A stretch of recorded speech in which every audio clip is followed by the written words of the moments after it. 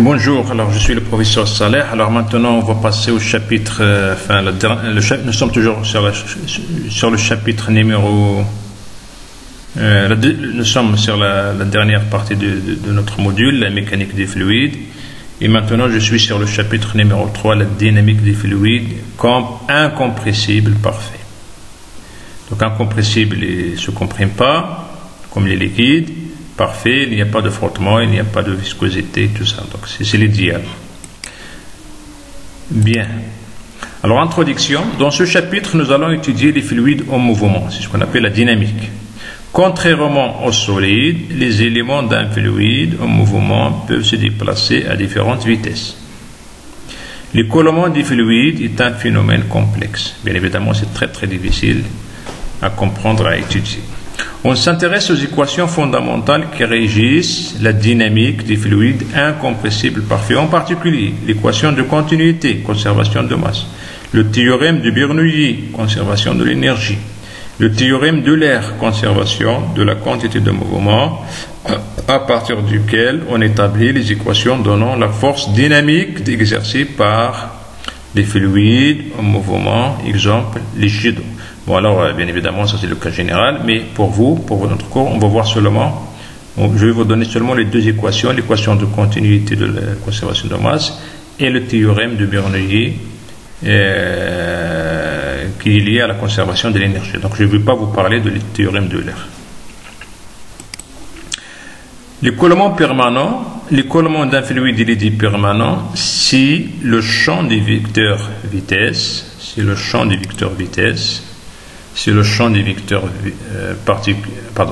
l'écoulement d'un fluide est dit permanent si le champ des vecteurs vitesse des particules fluides est constant dans le temps. Notons cependant que cela ne veut pas dire que le champ des vecteurs vitesse est uniforme dans l'espace. D'accord ? Donc c'est un écoulement permanent, ça veut dire vous avez le champ de vitesse, il est constant dans le temps, il ne change pas avec le temps. Mais il peut changer dans l'espace. Donc il n'est pas uniforme, il peut changer d'un point à l'autre. Mais vis-à-vis de, si vous êtes sur un même point, eh bien la vitesse ne change pas dans le temps. C'est la même vitesse. À 8h, à 10h, à 20h, c'est la même chose.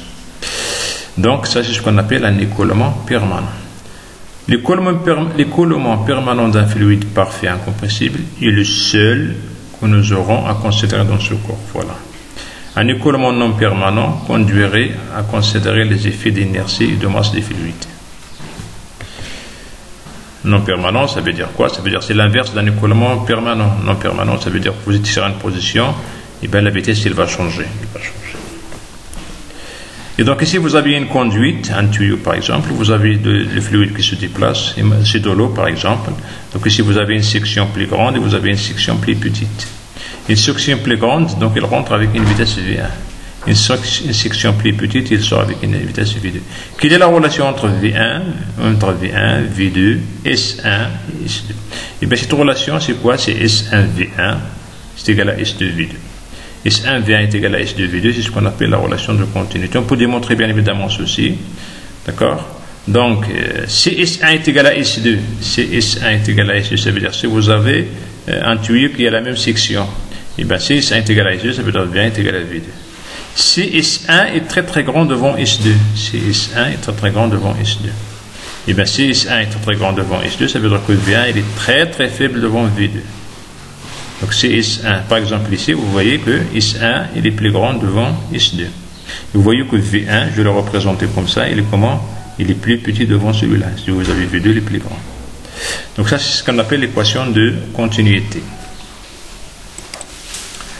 Alors bien évidemment, alors ça c'est pour démontrer ceci. Ça c'est pour démontrer ce que je viens de vous dire. Bon, je vous laisse le soin de lire ça. Vous l'avez sur le document aussi. Donc ça c'est V1, vous pouvez démontrer ceci, c'est pas grave. Donc tout ça c'est pour arriver à ça. C'est la démonstration. D'accord? Alors ensuite le débit. Alors le débit massique, c'est le débit massique d'une veine fluide et la limite des rapports d de m sur dt. Comment il varie la masse par rapport au temps? qu'on appelle ça le débit massique, qui s'exprime en kilogrammes par seconde. Qm, c'est la masse du fluide par unité de temps qui traverse une section droite quelconque de la conduite. C'est-à-dire, pendant dt, quelle est la masse qui a traversé une section droite. Ce qu'on appelle le débit massique. Débit massique.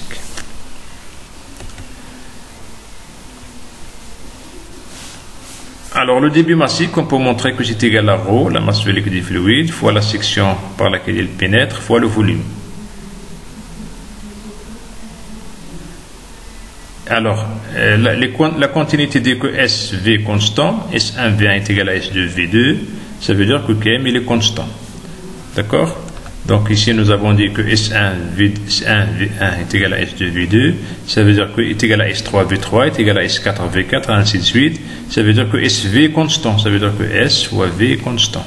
S fois V constant, ça veut dire que S fois V constant, c'est le même fluide, donc ρ fois S fois V constant, ça veut dire que M est constant. D'accord? Le débit volumique, c'est la variation, d'accord, de V sur dt. La variation du volume par rapport au temps. Volume élémentaire qui ayant traversé une section S. Donc le volume, le débit volumique, c'est quoi? C'est tout simplement S fois V. Tout simplement S fois V.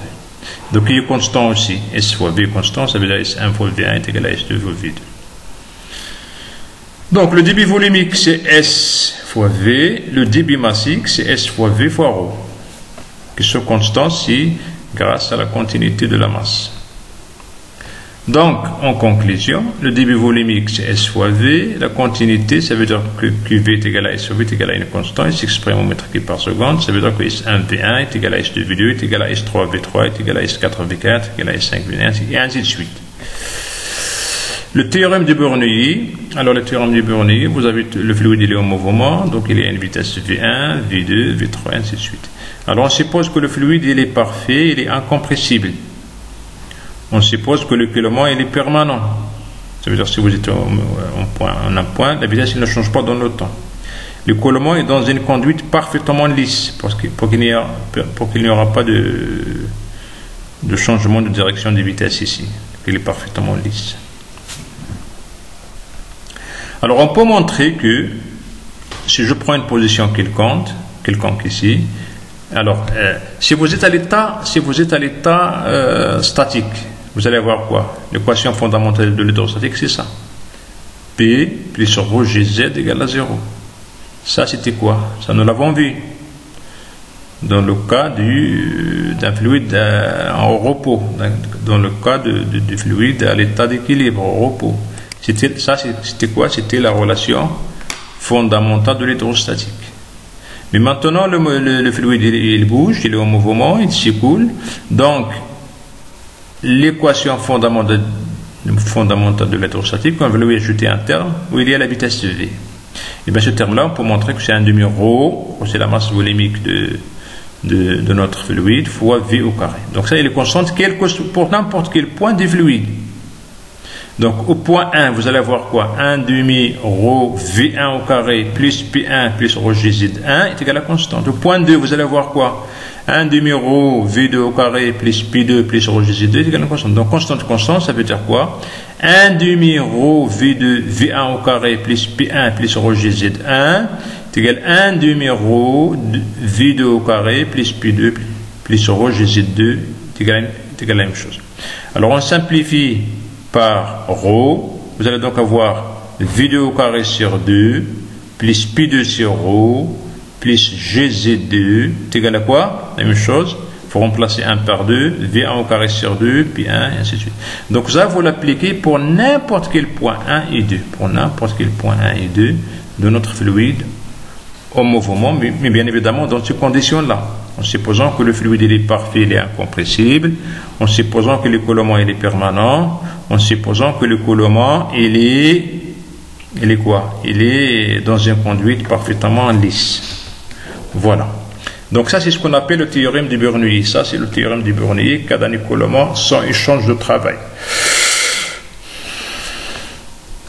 D'accord? Donc ici, bon, ça c'est, voilà. Donc ça c'est, voilà, donc on peut faire comme ça aussi. On peut faire aussi comme ça. On peut faire, donc cette relation, si vous ramenez ce terme ici, vous le ramenez ici, vous allez avoir V2 au carré moins V1 au carré sur 2. Vous allez avoir V2 au carré moins V1 au carré sur 2. Plus quoi? Vous ramenez ce terme ici, vous allez avoir P2 moins P1 divisé par vous. P2 moins P1 divisé par vous. Ensuite, vous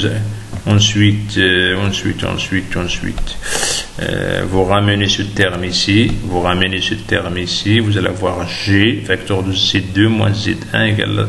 Donc vous allez avoir V2 au carré moins V1 au carré sur 2, plus P2 moins P1 sur ρ, plus G, facteur de Z2 moins Z1 égale à 0. Hein, il n'y a pas d'échange, de travail avec l'extérieur. Mais s'il y a un échange de travail avec l'extérieur, il faut ajouter quelque chose. Et bien sur quelque chose-là, on va montrer que s'il y a un échange de travail avec une pompe, avec une turbine, avec quelque chose, s'il y a un échange avec l'extérieur, il faut ajouter quelque chose ici. D'accord? Mais ça, on ne va pas le voir, ce n'est pas notre objectif pour ce cours-là. Donc pour vous, on va supposer qu'il n'y a pas d'échange de travail avec l'extérieur, donc il n'y a pas de pompe, il n'y a rien. C'est comme si vous avez un tuyau, vous faites circuler dans le tuyau de l'eau, ou bien de l'essence, ou bien du gasoil, ou bien je ne sais pas quoi. D'accord? Et donc ce terme-là, vous le prenez égal à 0. Et donc ça, il va vous rester seulement toute cette quantité-là qui est égale à 0. Et ça, c'est ce qu'on appelle le théorème de Bernoulli sans échange de chaleur. S'il y a sans échange de travail, s'il y a échange de travail, il faut ajouter ça. Bon, ça c'est pour vous, je vous dis, c'est pas la peine de parler de ça. Alors on va terminer avec un exercice d'application. Donc voilà, quelques exercices de TD.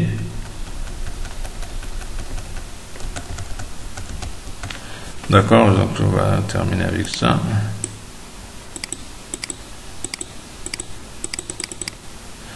Alors, donc voilà. Donc quelques exercices.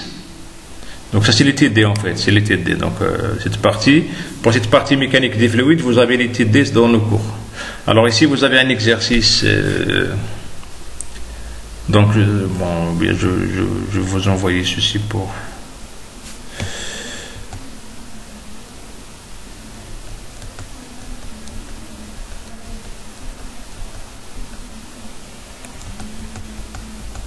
Bon, ça, je vais le laisser pour la prochaine fois. Donc, je vous remercie et à la prochaine fois.